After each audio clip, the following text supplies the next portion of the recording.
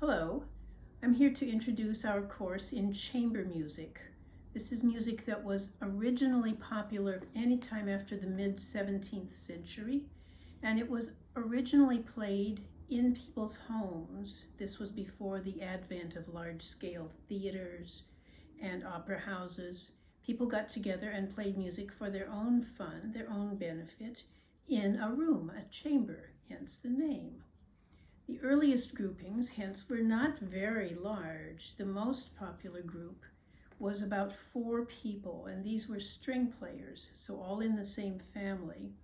We would think of them perhaps as the same family of voices as the humans. You have your higher notes, those are the soprano singers.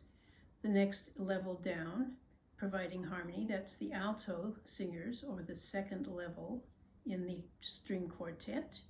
Then we have the parts that would correspond to the higher man's voice, the tenor, and that could be anything from the viola to another instrument, even from another family, but in the next lower range.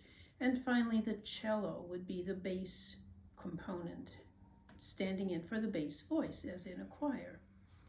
These were things that were written and composed and copied out by hand for the most part, and then played by people who had the leisure time to study an instrument as children and to become somewhat proficient enough so that they and their friends could enjoy playing together and making sounds they liked to hear.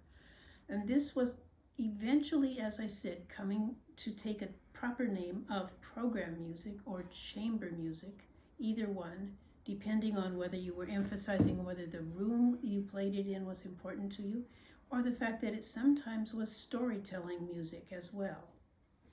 These pieces were not terribly difficult at first, but they were in some cases composed by the more prominent composers, names that you'll recognize right away.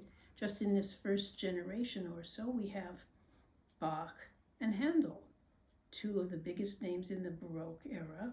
And as we move on then into the 18th century, we run into another 2 big names, Mozart and Haydn, who also, although we all know that they composed a lot of symphonies, they composed operas, but they composed a lot of this music for the use in the home, chamber music as well.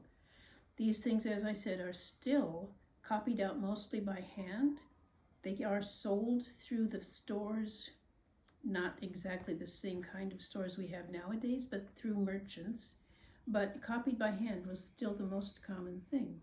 But as we move forward then, and the musical public, the public in general, the population is growing, there does come to be a market for published music, and that includes this chamber music. And now we're into the time that's the early 19th century, and we're talking about Beethoven and then Schubert.